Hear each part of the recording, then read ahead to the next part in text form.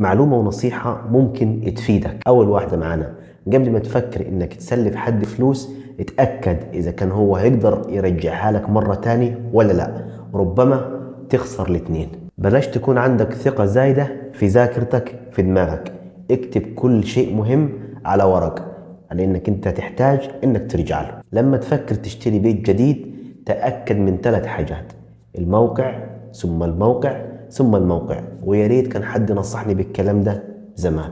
بلاش تعطي لأي حد أجره كامل قبل ما يخلص عمله. وحاجة مهمة، اختار زوجتك بعناية، لأن زوجتك هتكون مسؤولة بنسبة 90% عن سعادتك أو تعاستك وخراب بيتك.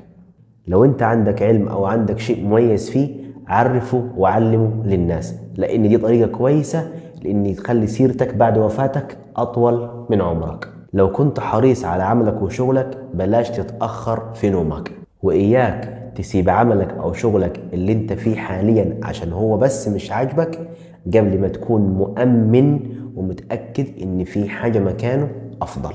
في الخلافات او النقاشات تأكد وخد بالك إنك لو فقدت أخلاقك فأنت كده فقدت كل حقوقك. ولا تتخذ قرارا وأنت غاضب. وفي الآخر توكل على الله في كل شيء. السلام عليكم.